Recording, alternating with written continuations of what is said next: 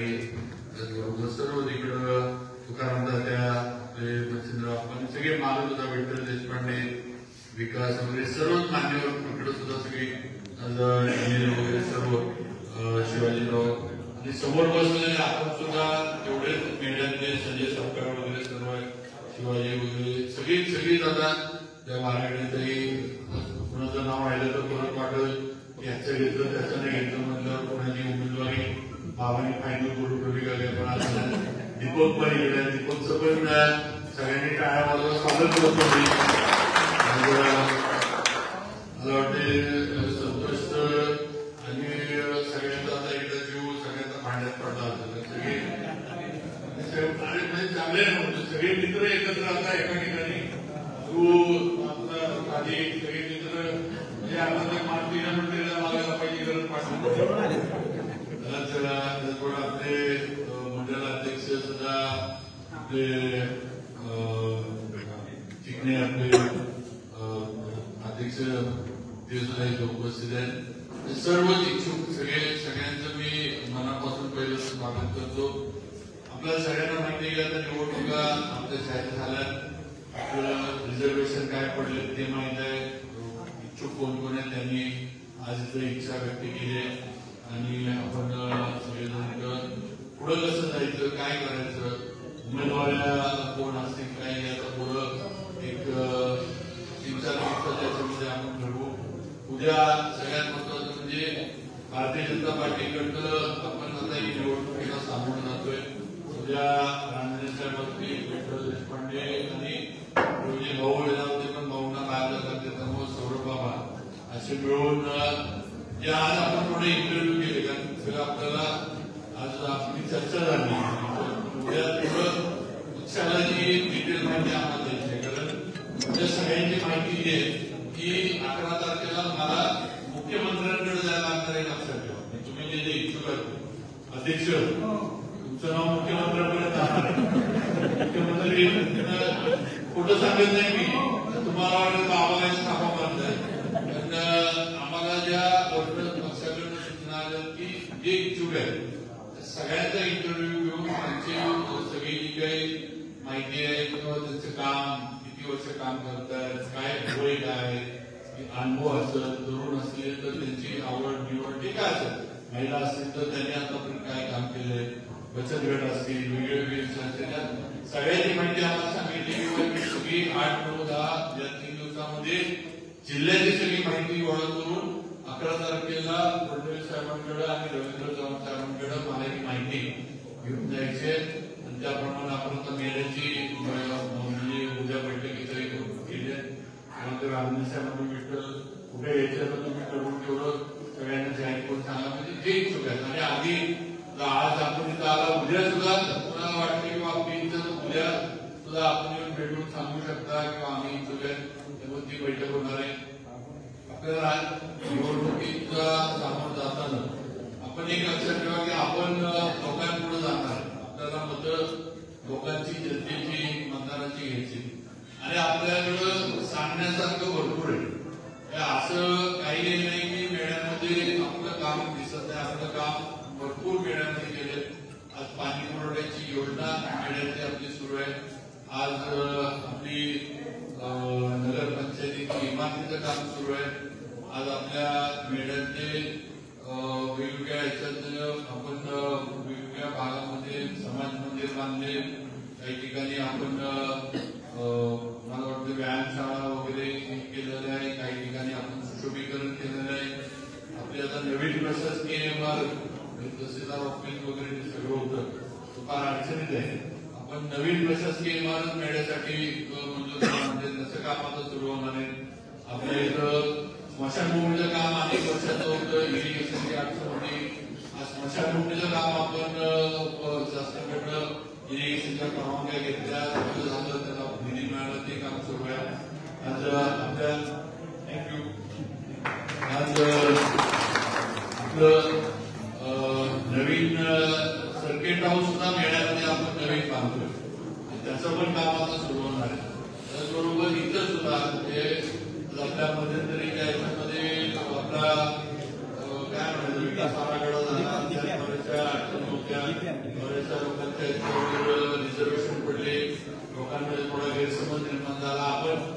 विषय सुद्धा हाताळला आणि त्यात सुद्धा बहुतांशी सगळ्यांच्या ह्याच्यावरचे जे रिझर्वेशन आहे ते आपण उठवून दिले की वस्तुस्थिती आहे. आज रस्ते झाले, आज लाईटची सोय झाली आणि सगळ्यात महत्वाचं म्हणजे जे सांगितले काही लोक थोडं दर आकारणीच्या विषयावरून राजकारण करायचा प्रयत्न करतात आणि तुम्ही मी काय त्याच्यावर फार बोलणार नाही, पण तुम्ही जर ते पत्र एका सोशल मीडियावर टाकले गेले सगळ्यांनी बघितले, माझ्यापर्यंत पत्र आहे, पत्र तुम्ही नीट वाचा.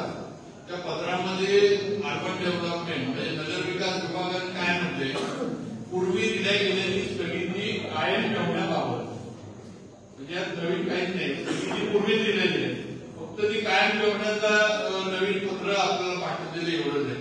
त्यामुळे ही कर आकारणीवर स्थगिती आपण पूर्वी घेतली होती ती फक्त आता यांच्या इलेक्शनला परवा जे काही मेळावा काय झाला तर पालकमंत्र्यांना आणलं, त्यांनी सगळं केलं, ठीक आहे, त्यांचा पक्ष आहे, त्यांनी अधिकार तो विषय नाही. पण आज जे काही स्थगिती कर आकारणी जे कधी आपण साध्या मान्य करू हे त्यांनी सांगितलं, आम्ही विकास काम करतो, मी वाचलं कधी तुम्ही मग सगळी रद्द करू नका. तुम्ही जर एवढं विकास काम करायचं ना तर जी कर आकारणी पूर्ण झाली आहे ती शासनानं रद्द करून द्यावी. तर तुम्ही केलंय, तुम्ही मीच दिलेली स्थगिती, मीच मिळवलेली स्थगिती ती फक्त कायम ठेवण्याचं पत्र घेऊन आलंय, तुम्ही आम्हाला सांत्वना शिकवताय की आम्ही काहीतरी वेगळं केलंय. हे लोकांना म्हणजे दुर्भेद करण्याचा हा प्रयत्न आहे इलेक्शनच्या तोंडावर आणि म्हणून असल्या लोकांपासून जपून राहावा. जे निवडणुकीपुरते येतात, निवडणुकीपुरते फिरतात आणि निवडणूक झाली की स्वतःचा सगळा गाशा गुंडाळून परत नवी मुंबईला अशा पद्धत परत आपल्याकडे काही दिसत नाही. ही अशी ठराविक नेते मंडळी आपल्याला की निवडणुकीचं वारं आलं, जिल्हा परिषद असू दे, आमदारकी असू दे, लोकसभा असू दे, काही निवडणूक लागली की गावाकडे पळत सोडायचं, कुठं तर 5-6 स्वतःचे ट्रेक्स लावायचे, कुठं तरी 4-2 कार्यक्रम घ्यायचे, एखादं जेवण द्यायचं आणि मी आता तालुक्याचा पुढारी झालो, मी आता तालुक्याचा नेता झालो, अशा आविर्भावात लोकांना काहीतरी स्वप्न दाखवायची. असे जे बोगसपणा करणारी जी लोक आहेत त्यांच्यापासून सगळ्यांनी सावध राहायचं पाहिजे. आज तुमच्या जे तुम्ही सगळे काय तुम्ही रोज मेळ्यामध्ये येताय जाताय, आज रोज मेळ्यामध्ये प्रश्न काय आहे काय नाही तुम्ही बघताय, ते हाताळताय, सोडवण्यासाठी तुम्ही प्रयत्न करताय, ही वस्तुस्थिती आहे. आणि मग कुठल्या तरी माणसाने येऊन ठीक आहे तुम्ही या मेळ्यासाठी तालुक्यासाठी चांगलं काम करण्यासाठी मार्गदर्शन करा, सांगा. तुम्ही मुंबईत असता, मुंबईला काय नवीन आयडिया आम्हाला सांगायला येऊन त्या आयडिया कशा राबवायच्या ते सांगा. पण इथल्या लोकांना काहीच कळत नाही आणि मी मुंबईत आलो म्हटलं मला काहीतरी आम्ही कळतं आणि म्हणून मी तुम्हाला काहीतरी तुमच्यावर प्रकाश पडायला आलोय, तुम्हाला काहीतरी सांगायला आलोय की जी काही हे अशा बोगसगिरी आणि गुंडगिरी करणाऱ्यांपासून सगळ्यांनी आपण सावध राहिलं पाहिजे. ही मला आपली विनंती आहे. मला कल्पना आहे की आपण महायुतीत आहे आणि महायुती म्हणजे काय चर्चा होती काय नाही आपण बघू. आज तरी त्याच्यावर काय निर्णय नाही किंवा या निवडणुकांमध्ये कुणी कसं लढायचं. पण एक आहे की आज मेळ्यामध्ये आपल्याकडं असं मी आता सांगितलं की सांगायला भरपूर आहे. आपण काम केलं, आपण काय 5 वर्ष नुसतं सत्तेत होतो, नुसतं आपली नगरपंचायत आपल्याकडे होती आणि आपण नुसतंच बसून राहिलो असं नाही. जे प्रश्न निर्माण झाले, जे प्रश्न उभे राहिले ते प्रश्न तातडीनं सोडवण्याचं काम हे आपण वेळोवेळी केलं. आमदार म्हणून मी केलं की वस्तुस्थिती. आता जर अजून जबाबदारी आली, अजून चांगल्या पद्धतीनं आपल्याला काम आता करता येणं शक्य आहे. आज आता एवढे मोठे आपले रस्ते होतात. आज सातारा महाबळेश्वर रस्ता झाला, हा कसा झाला, हा काय आपोआप झाला का, याच्यासाठी पण प्रयत्न करण्यात लागला, मंजुरी घ्यायला लागली, त्यावेळेला रस्ता झाला. आज इकडून आता आपला कुसुंबी कुडाळ मार्गे आपला हा रस्ता होतोय, पुण्याचं काम बघताय किंवा पुढचं काम चालू आहे. या सगळ्यामुळं मेळा बाजारपेठ ही वाढत जाणार आहे हे आपण सगळ्यांनी लक्षात घेतलं पाहिजे. आज मेळा नगरपंचायत आहे, उद्या मेळा नगरपालिका होणार आहे हे लक्षात घेत. मेळ्याची आता वाढ जी आहे ती थांबणार नाहीये. मेळा जे शहर झालेलं आहे ग्रामपंचायतीनं आपण शहराच्या चालू आहे. आणि हे मेळा शहराला वाढत जाणार आहे आपण लक्षात घेतलं पाहिजे. आणि म्हणून सुनियोजित या मेळा शहराचं प्लॅनिंग करून तिथला विकास आणि मेळा शहरातल्या पुढे येणाऱ्या ज्या अडचणी आहेत या आपल्याला आज सोडवायच्या कशा याच्याबद्दल आपल्याला प्रयत्न करायचे. आपल्याला त्या पद्धतीने आपल्या सरकारच्या माध्यमातून लागणारा निधी लागणाऱ्या योजना या सगळ्या आपल्याला इथं आणायच्या ते आपण लक्षात घ्या. आणि म्हणून माझी विनंती आहे की आपण एकत्र राहून निवडणुकीला तोंड दिलं पाहिजे. एक संघ राहून निवडणुकीला तोंड दिलं पाहिजे. मला सगळ्यांना माहिती की इच्छुक आपण सगळे आज प्रत्येक वॉर्डात 3-4 जण इच्छुक आहेत. नगराध्यक्ष पदाला 5-6 जण इच्छुक आहेत. शेवटी ज्यावेळेला आपण उमेदवार ठरवतो त्यावेळेला अधिकृत उमेदवारच आपण जाहीर करतो. एकच नाही, अधिकृत उमेदवार शेवटी एकच असतो. आपण त्या एकाला अधिकृत, एकाला अनधिकृत, एकाला कोणत्या त्याला वेगळं असं आपण करू शकत नाही. शेवटी कोणतरी अधिकृत उमेदवार असतो. आणि एकच विनंती की या निवडणुकीमध्ये जो उमेदवार लोकांना पाहिजे किंवा ज्याची लोकांमध्ये समाजामध्ये किंवा मेळा शहरामध्ये किंवा त्या प्रभागामध्ये एक चांगली इमेज आहे, लोकांचा ज्या उमेदवाराला पाठिंबा आहे, ज्या उमेदवाराच्या माध्यमातून उद्या मेळ्यामध्ये प्रभागामध्ये चांगलं काम होऊ शकणार आहे. कारण शेवटी वेळ दिला पाहिजे हे सगळ्यात महत्वाचं आहे. तुम्ही निवडून आला तर तुम्ही नुसतं नगरसेवक पद अडवण्यापुरतं निवडून उपयोग नाही. तुम्ही आपल्या प्रभागासाठी वेळ दिला पाहिजे. रोजचे असणारे विषय मग पाणी आलं नाही, स्वच्छता झाली नाही, गटर साफ केलं नाही, कचरा उचलला नाही, या गोष्टी किंवा लाईट लागली नाही, लाईट गेली नाही, या ज्या रोजच्या गोष्टी आहेत, ह्या प्राथमिक ज्या गोष्टी आहेत याच्याकडे लक्ष देण्यासाठी आपल्याला वेळ देता आला पाहिजे ही गोष्ट. आणि जी काय आपल्याकडं नगर पंचायतीची जी यंत्रणा आहे ती नीटनेटकं काम करते का नाही, त्यांना त्या ठिकाणी दिलेल्या जबाबदारीची यंत्रणा पाडते का नाही, त्यांच्या मागे लागून ते काम करून घेणं या गोष्टी आपल्याला नगरसेवक म्हणून करायच्या आहेत. आणि त्यासाठी शेवटी इमेज पाहिजे, लोकांचा पाठिंबा पाहिजे. नुसतं मला वाटतं नुसतं मी म्हटलं म्हणून कुणा तरी उमेदवार करायचा आणि जर त्याला त्या प्रभागातल्या नागरिकांचा पाठिंबा नसेल तो उमेदवार निवडून येऊ शकत नाही ही वस्तुस्थिती लक्षात घ्या. शेवटी नागरिकांचा पाठिंबा त्या उमेदवाराला पाहिजे तर तो उमेदवार उद्या विजयी होणार आहे हे आपण सगळ्यांनी लक्षात घेतलं पाहिजे. त्यामुळं या निवडणुकीत आपल्याला अशा पद्धतीनं उमेदवार द्यायला लागणार आहेत की ज्यांना नागरिकांचा पाठिंबा आहे, लोकांमध्ये म्हणजे प्रभागासाठी काम करण्याची त्यांची इच्छा आहे. उद्या ते नगर परिषदेला उद्या आपल्या प्रभागाला वेळ देऊ शकतील असे जी महिला असू दे, पुरुष असू दे, जे कोणी असू दे, अशा पद्धतीनं काम करणारी लोक असली पाहिजेत असं मला या निवडणुकीच्या निमित्तानं वाटतं. आणि कुणी आहे समोर महाविकास आघाडीचं पॅनल येऊ दे, अपक्ष येऊ दे किंवा आणि कुणी येऊ दे, मी तुम्हाला स्पष्ट सांगतो की पूर्ण ताकदीनं मी तुमच्याबरोबर आहे. पूर्ण ताकदीनं आपण मी सर्व जागांवर भाजप आणि भाजपचे उमेदवार कसे निवडून येतील या दृष्टीनं आपल्याला प्रयत्न करायचा. आणि 100% जे काम आपण केलंय आणि जी काही मेळ्यातल्या नागरिकांची आपल्या प्रति सगळ्यांच्या प्रति भावना आहे, त्यांचा जो विश्वास आहे, याच्यावर मला खात्री आहे की 100% भारतीय जनता पार्टीची नगर परिषद होणार, नगर पंचायत होणार.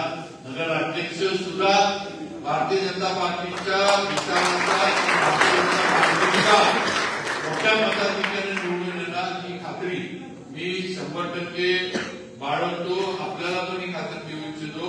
फक्त पुढं जे निर्णय होतील ते निर्णय योग्य पद्धतीनं सगळ्यांना विचारात घेऊन आपण करू. जुनं नवीन या गोष्टी पण आपल्याला बघायला लागतात ही सुद्धा वस्तुस्थिती आहे. आज तरुणांची पण इच्छा असते किंवा आम्हाला संधी मिळाली पाहिजे, आम्हाला सुद्धा काम करायचंय, आम्हाला मोठ्या निवडणुका ज्या असतात त्यामध्ये आम्हाला जाता येत नाही किंवा तिथं आम्हाला लगेच भाग घेत नाही कारण आम्ही वयाला लहान आहे. त्यामुळं त्या थोड्या छोट्या निवडणुका आहेत त्यामध्ये आम्हाला संधी मिळावी व तरुणांची नक्कीच अपेक्षा योग्य आहे व जुन्यांचा आणि नवीनचं योग्य मेलमिलाप करून आज आपण हे करू. कारण जसं सगळे तरुण आले त्यामध्ये प्रशासन आहे हे प्रशासन फार गमतीशीर असतं. तुम्हाला कसं फसवायचं आणि कसं गुंडाळायचं हे प्रशासनाला सांगायला लागत नाही. त्यांना एकदा अंदाज आला की बाबा या माणसाला कितपत माहिती आहे, या माणसाला अनुभव कितपत आहे, आणि अनुभव नसला तर पहिलं वर्ष 2 वर्ष गुंडाळल्याशिवाय प्रशासन गप्प बसत नाही वस्तू देते. त्यामुळं थोडं जुन्यांचा अनुभव, थोडे नव्यांची उमेद किंवा नव्यांचा जोश असे करून आपल्याला ही निवडणुकीची तयारी करायला लागणार आहे. आणि नक्की त्याप्रमाणे करू. योग्य जे उमेदवार लोकांना पाहिजे, ज्यांना लोकांना, जनतेला, मतदारांना ज्यांच्याबद्दलची अपेक्षा आहे किंवा ज्यांना निवडून देण्याची इच्छा आहे त्या उमेदवारांना भारतीय जनता पार्टीकडनं उमेदवारी दिली जाईल. आणि त्या पद्धतीनं जे काही आहे पुढच्या निवडणुकीची आपण तयारी करू. अजून सुद्धा आपण सगळ्यांनी जे आपल्या आपण काय कोणी माहिती नाही, आपण रोज एकत्र असतो, रोज एकामेकाची तोंड बघतो, आपल्या रोज व्यवहार चालू असतात, रोज आपण बोलतो बसतो एकत्र. आज आपलं तसं मेळा शहर तो एकत्र केवढं आहे, अगदी एवढं छोटंसं शहर आहे. रोज आपल्याला कुणाच्या घरात काय झालं, कुठं काय चांगला वाईट प्रसंग जरी घडला तरी आपल्याला ती बातमी किंवा तो विषय आपल्याकडे येतो. एवढं छोटं आपलं शहर आहे. आपण काय पुण्या मुंबई सारखं फार मोठं झालोय शहर आणि आपल्याला या कोपऱ्यात काय चाललंय, त्या कोपऱ्यात काय चाललंय हे आपल्याला कळत नाही असं नाही. अगदी आपण जरी नगर परिषद, नगर पंचायत जरी असतो तरी शेवटी आज मेळा शहर म्हणून आज प्रत्येकाचं नातं चांगल्या वाईट प्रसंगामध्ये प्रत्येकाशी तिथं कुणी कोणाच्या आडीनडीला उभा राहत नाही असं नाही. प्रत्येक जण मदतीला धावून येतो. ही वस्तुस्थिती आपल्या शहराची, ही ओळख आपल्या शहराची. आणि म्हणून तुमच्यात जरी बसून म्हणजे तुम्हाला जरी निर्णय करता आला, आता जसं संजय टप्प्याने सांगितलं किंवा आम्ही मागच्या वेळेला हौशा कोकणीच्या मंडळीचं नाव एकत्र बसून दिलं, दुसऱ्या कोणी आपल्याला अर्ज भरला नाही त्या नगर अध्यक्षाला. आता पण त्यांनी सांगितलं किंवा ह्या वर्षाला आम्ही पवार कॉकेतनं उमेदवार देऊ, कोण देऊ हे आम्ही नंतर ठरवून सांगू. तेव्हा अशा पद्धतीने जरी तुम्ही तुमच्या प्रभागात बसला किंवा तुमच्यात चर्चा होऊन मार्ग निघाला किंवा आमच्या सर्वांच्या मतानं याला उमेदवारी द्या किंवा आम्ही इच्छुक आहे, तर आम्ही एखाद्यासाठी थांबत असतो काय करत असतो, तर पुढं आम्हाला पण निर्णय घेणं सोपं होऊन जायची परिस्थिती. आणि म्हणून माझी विनंती आहे की तो पण प्रयत्न करा की आपल्याला काही एकपट होते का, आपल्याला काही मार्ग निघतोय का, अशा पद्धतीने पण प्रयत्न करा. पण माझं म्हणणं एवढंच आहे की नुसतं इलेक्शन किंवा नुसतं नगरसेवक पद किंवा नुसतं नगराध्यक्ष पद एवढ्या पुरतं या निवडणुकीकडे मर्यादित होऊ नका. थोडं आपला जो दृष्टिकोन आहे तो आपल्या मेळा शहराच्या दृष्टीनं आपल्याला थोडा मोठा करायला लागेल. आपल्याला मेळा शहराची वाढ होताना आज प्लॉटिंग पडायला लागले, आज लोक घरं लाईटच्या बाजूला बांधायला लागले, आज गावामध्ये जागा कमी आहे. आज आधी बाजाराचं आपण बघतो तर बाजार सोमवारचा जो बसतो सगळा त्याच्या रस्त्यावरच असतो. चांगलं एक आहे की एवढ्या वर्षात मोठं काही दुर्घटना घडली नाही. ठीक आहे, आता बाजारपेठ आपली चालली पाहिजे, त्यामुळे लोकांची आपण किंवा कुटुंबात बाजार जोडायचोय. पण शेवटी आज जी तिथं वाहतुकीची सगळी कोंडी होती ती तुम्ही रोज अनुभवता. म्हणजे मी सोडा, तुम्हाला रोज जो काही त्रास आहे तो तुम्हाला रोज जो होतो. आज जे दुकानवार गाडीदार त्यांचं म्हणणं आहे की आमच्या दुकानाच्या पुढे बाकीचे लोक व्यवहाराला बसतात, तुमच्यात वादविवाद होतो, तुमच्यात संघर्ष चालू होतो. ही परिस्थिती आपल्या इथे ही वस्तुस्थिती आहे. त्यामुळे ह्याच्यावर आपल्याला काहीतरी नियोजन करून हे आपली बाजारपेठ पण नीटनेटकी चालली पाहिजे. आणि बाहेरनं आलेल्या व्यावसायिकांना, शेतकरी असतील, छोटे मोठे व्यापारी असतील, त्यांना सुद्धा नीटनेटकं काहीतरी व्यवसाय करायची, धंदा करायची कुठेतरी त्यांना संधी मिळाली पाहिजे.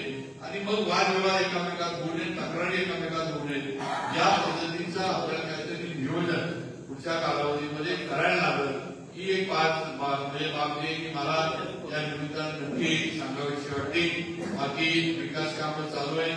पुढच्या ह्याच्यात एकदा आता ते म्हणजे काय आपली ती पाईपलाईनची स्पीड झाली ती झालं, तिथं पाण्याचं एकदा झालं सगळं की आपण हे शासनाकडनं शक्यतो आता आपण बऱ्यापैकी कॉन्क्रीटवर रस्ते करतोय. आज सातारा शहरामध्ये कॉन्क्रीटच्या रस्ते सुरू झालेले आहेत. आपल्या इथं सुद्धा एकदा ही सर्व कामं झाली की कॉन्क्रीटच्या रस्त्यांचं जे काय ते जाळं आपण आपल्या इथं सुद्धा निर्माण करू की ज्या यानं दरवर्षी आपल्याला पाऊस झाला, खड्डे पडले, कुठे डांबर वाहून गेलं आणि मग परत रस्ता करा, रस्ता खराब झाले. एकदा चांगल्या दर्जाचे कॉन्क्रीटचे रस्ते एकदा मेहनत केले तर पुढचे 8-10 वर्ष रस्ते आपल्याला बघायला लागणार नाही. अशा पद्धतीचं प्लॅनिंग हे आपल्याला पुढच्या कालावधीमध्ये करायचे हे आपण सगळ्यांनी लक्षात ठेवा. आज आपल्या इथं उद्यान आहे, आज आपण उद्यानाचा किंवा गार्डन ज्याला आपण म्हणतो आज सातारा गार्डन आहे. आपल्या इथं पण एखादं गार्डन चांगलं जर केलं तर लोकांना संध्याकाळी जाऊन बसता येईल, मुलांना खेळता येईल. आपल्या आता ठीक आहे आपल्याकडे आपल्या जागा नसेल पण शासकीय जागा घेऊन तर आपल्याला काही करता तो प्रयत्न आपण करू. आज बरेच दिवसाचा आपला तालुका क्रीडा संकुलचा विषय हे कोराडकडे द्यायचं, घेण्यात करायचं का दुसरी विभागात द्यायचं, थोडं विभागवारीमुळं थोडा म्हणजे आनंदरीत आहे त्याचा निर्णय ठेवला. तर शेवटी जे सगळ्यांच्या हिताचं असतं त्या बाबतीमध्ये आपल्या तालुका क्रीडा संकुलाचा सुद्धा निर्णय आता लवकरात लवकर केला पाहिजे. जिथं चांगली जागा मिळते, जिथं यायला जायला चांगली म्हणजे काय म्हणतं दळणवळण सोयीचं आहे त्या ठिकाणी क्रीडा संकुलाला आपण करून टाकायचंय. उगाच त्याला विभागवारीचं येण्याशिवाय झालं कुठेही झालं तर जावळी तालुक्यातच होणार आहे.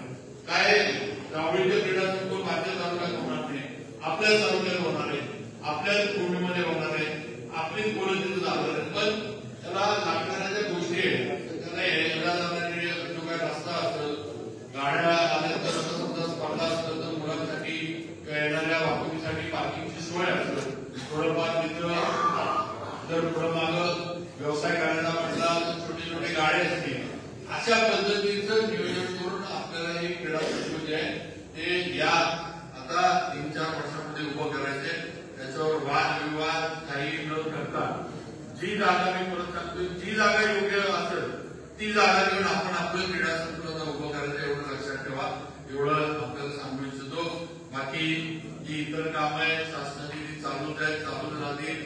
पुढे सुद्धा आणि काही योजना आपल्यापर्यंत आल्या तर त्या पण आपण राबवू.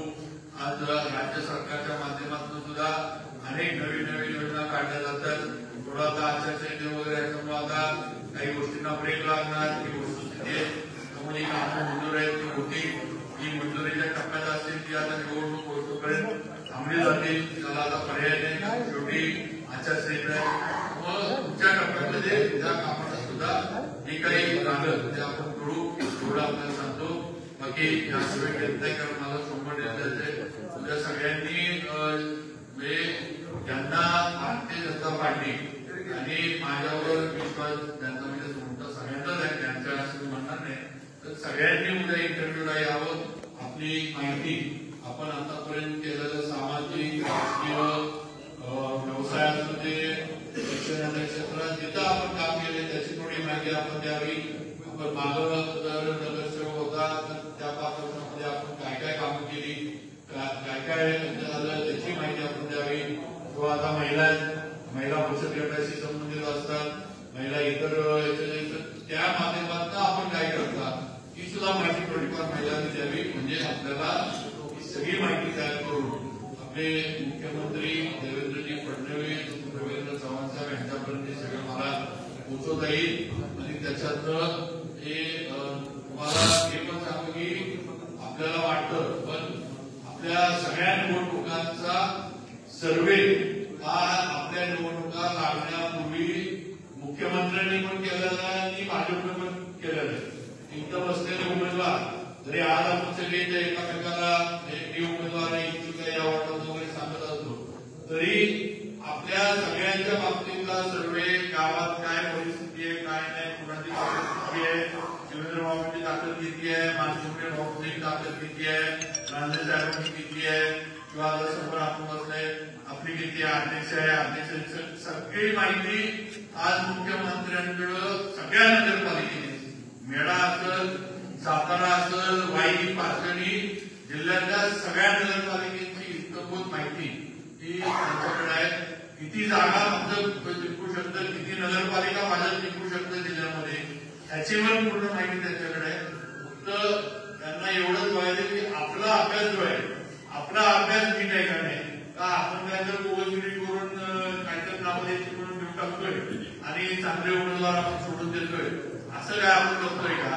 हे म्हणजे लोकांची आपल्या पाठीची म्हणजे आपण काम करतोय आपली जी नाळ आहे ती कायम आहे का नाही का आपण ती नाळ कुठेतरी तोडून बसतोय हे या निमित्ताने या इंटरव्ह्यूच्या निमित्तानं बघायचे. आणि मी आज सांगतो की कुठेही राजकारण कुठेही पक्षपातीपणा कुठेही एखाद्याला मुद्दा म्हणून चांगला उमेदवार त्याला मुद्दा म्हणून टाकायचं किंवा त्याला मुद्दा म्हणून काही होणार नाही. जे योग्य आणि लोकांच्या मनामध्ये आहे जनतेच्या मनामध्ये आहे मतदारांच्या मनामध्ये आहे त्या उमेदवारांना 100% संधी भारतीय जनता पार्टीकडून दिली जाईल.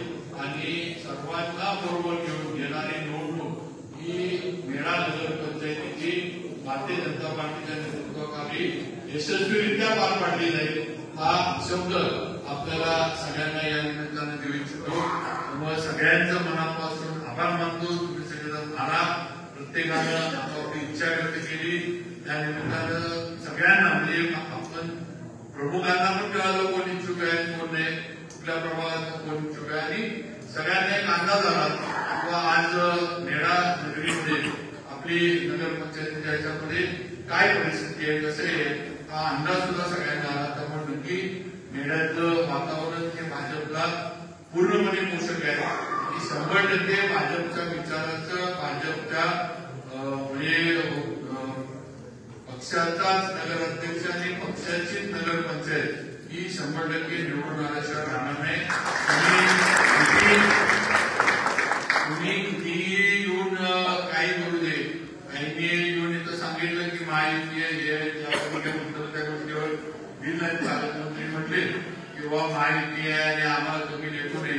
आमचं कधीच तुम्हाला कमी लेखायचं नाही पण आमचं एवढंच म्हणणं आहे पत्रकारांना पण मला सांगेल की जसं भास्कर पाटणमध्ये निर्णय होईल तसा निर्णय मेळ्यामध्ये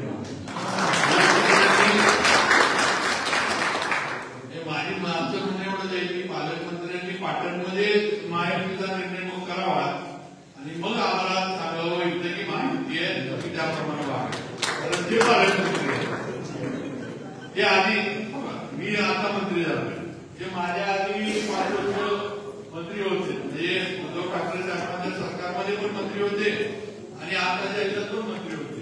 त्यामुळं त्यांनी त्या पद्धतीनं आम्ही त्यांचं अनुकरण करतो ना मंत्री म्हणून कसं काम करायचं आम्ही त्यांच्याकडनं शिकलोय.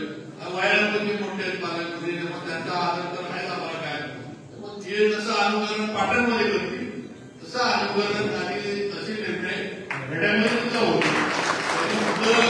मग महायुती म्हणून सगळ्या घटक पक्षांना एकत्रित घेऊन निर्णय करावा आमचं काही त्याच्याबद्दल नाही नंतर त्या पद्धतीने आम्ही निर्णय घेऊ एवढं त्या निमित्तानं सांगतो. कारण शेवटी काय आपली ताकद आहे आपण समाजामध्ये लोकांमध्ये आहोत. आपण काही नुसतं निवडणूक आली म्हणून आलो काय तर सांगितलं निवडणूक आल्यावर सिव्हिल समजलं कोणावर निवडून गेलो असं नाही. आपण प्रत्येक विषयासाठी प्रत्येक प्रश्नासाठी प्रत्येक कामासाठी आपण एकत्र येतो वेळ देतो ती कामं आपण मार्गी लावतो त्याला लागणारा पाठपुरावा आपण करतो. कारण कुठलाही विकास काम किंवा कुठलाही प्रश्न उभा राहिला तर तो पाठपुराव्याशिवाय पूर्ण होत नाही. आज नुसतं तुम्ही गेला आणि कुणाच्या तरी हातात एक निवेदन किंवा 4 ओळीचं पत्र देऊन आला म्हणजे निर्णय झाला असं त्या मंत्रालयात किंवा कुठेही होत नाही. त्याच्यासाठी तुम्हाला वेळ द्यायला लागतो तुम्हाला त्याच्या मागं लागायला लागतं. तुम्हाला त्या याच्यामध्ये काही उद्या अडचणी निर्माण झाल्या तर त्या सोडवायच्या कशा हे बघायला लागतं आणि मग कुठंतरी निर्णय जो आहे तो विकास कामांचा आणि प्रश्न जे आहेत ते मागे लागण्याचा होतो ही वस्तुस्थिती. आणि म्हणून आज आपण जे सगळं गेले 10-15 वर्ष करत आलो हे काल परवा असं सुरू केलं असं नाही. सलग आमदार असल्यापासून आपण जेव्हापासून इकडे आलो तेव्हापासून आपल्या तालुक्याचा विकास कसा होईल आपल्या तालुक्याची प्रगती कशी होईल. सगळ्यात महत्वाचं म्हणजे तुम्हाला पण माहिती आहे की ग्रामपंचायतीतनं नगरपंचायतीत करणारा माणूस पण मीच आहे. मी जर त्यावेळेला आमदार असताना मी खरं सांगतो तुम्हाला आता मी एवढं बोलत नाही किंवा स्वतःबद्दल पण त्यावेळेला जर मी पत्र दिलं असतं किंवा आमची ग्रामपंचायतच ठेवा तर आपली ग्रामपंचायतच राहिली असते. आपण नगरपंचायतीत संजय झालो नव्हतो कारण त्यावेळेला आदेशांनी सगळ्या आमदारांना दिलं किंवा तुमच्या तालुक्यातल्या ठिकाणच्या ग्रामपंचायती नगरपंचायती करायच्या का नाही तुम्ही ठरवायला